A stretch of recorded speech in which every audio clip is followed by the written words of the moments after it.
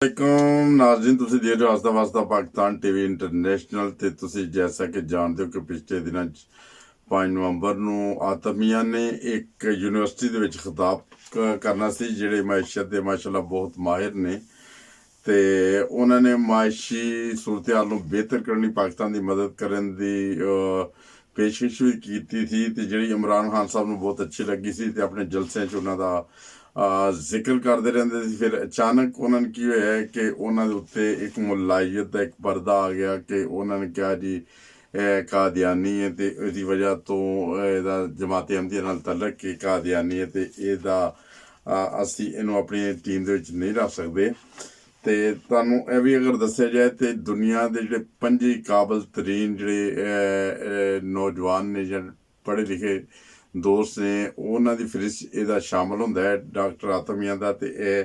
Doctor ਆਤਮ ਮੀਆਂ ਜਿਹੜੇ ਨੇ ਇਹ ਦੁਨੀਆ ਦੀ ਮੁਖਤਲਿਫ ਮਮਾਲਿਕ ਦੀ ਯੂਨੀਵਰਸਿਟੀਆਂ ਦੇ ਵਿੱਚ ਜਾਂਦੇ ਨੇ ਤੇ ਪੈਸੇ ਉਹਨਾਂ ਨੂੰ ਉਹ ਪੇ ਕਰਦੇ ਨੇ ਉਹ ਲੋਕੀ ਤੇ ਉਹ ਲੈਕਚਰ ਦਿੰਦੇ ਨੇ। ਤੇ ਐਸੇ ਸੂਰਤ ਹਾਲ ਨਾਲ ਇਹਨਾਂ ਦਾ ਵੀ ਲੈਕਚਰ ਸੀ ਮਗਰ ਇਹਨਾਂ ਨੇ ਦਾਵਤ ਆਮ ਦਿੱਤੀ ਸੀ ਕਿ ਕੋਈ ਵੀ ਦੋਸਤ ਉੱਤੇ ਆ ਕੇ ਸਿੱਖ ਸਕਦਾ ਹੈ मगर इन्होंने कुछ थ्रेड ऐसे मिले ने कुछ ऐसी धमकियां मिलियां सी फिर यूनिवर्सिटी तरफों यह सारा प्रोग्राम कैंसल करना पिया सी ते इहदे उत्ते साडे एक होर पहले दोस्त ने भी प्रोग्राम किया बिशारत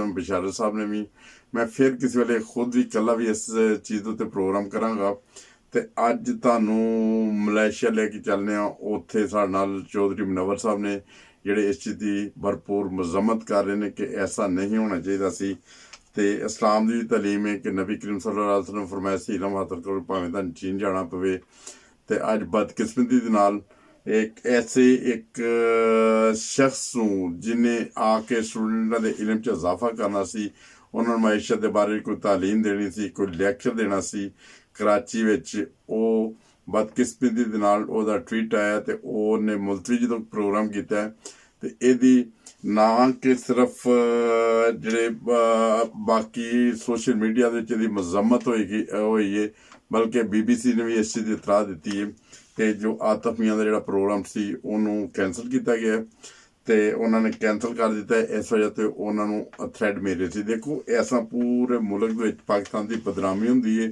ਤੇ ਇਸ ਬਦਨਾਮੀ ਤੋਂ ਬਚਣ ਲਈ ਇਹੋ ਹੀ ਤਰੀਕਾਕਾਰ ਹੈ ਕਿ ਦੇਖੋ ਮਜ਼ਹਬ ਤੇ ਜਿਹੜਾ ਵਤਨ ਉਹਨੂੰ ਅਲੱਗ ਰੱਖਿਆ ਜਾਏ। ਠੀਕ ਹੈ,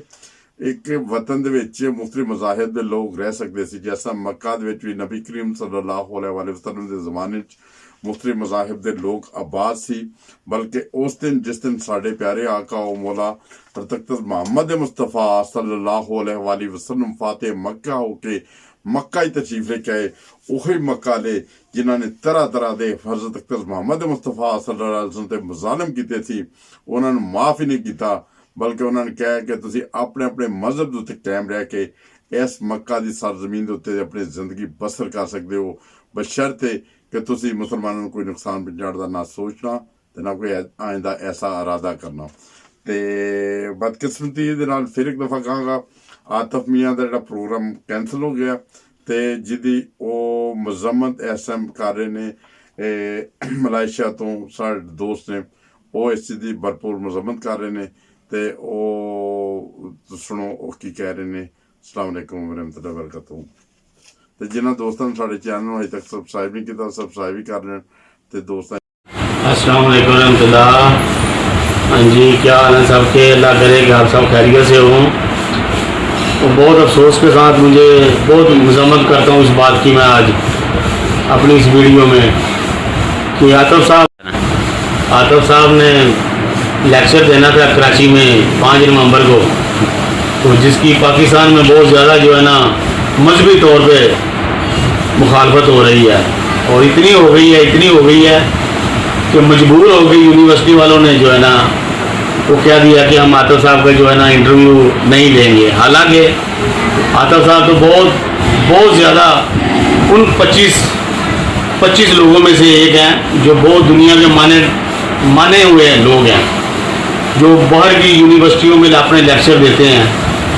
और बड़े बड़े लेक्चरों को बड़े बड़ी फीसें हैं बड़े बड़े काम हैं उनके बड़े बड़े लोग उनसे मिलते हैं लेकिन कैसे बदकिस्मत लोग हैं पाकिस्तानी ये मजहबी तौर पे जो है उनकी मुखालफत इतनी की है कि आज जो है उनको کہ ان کو منع کر دیا گیا کہ بھئی آپ کراچی میں آ کے لیکچر نہ دیں. حالانکہ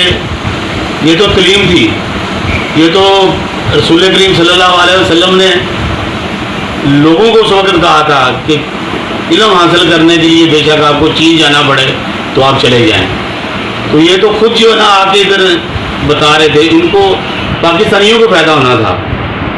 لوگوں کو فائدہ ہونا تھا, لیکن کیسے بدقسمت لوگ ہیں یہ لوگ کہ ان کو بھی جو نہیں آنے دیتے, ان سے بھی تعلیم حاصل نہیں کرنا چاہتے.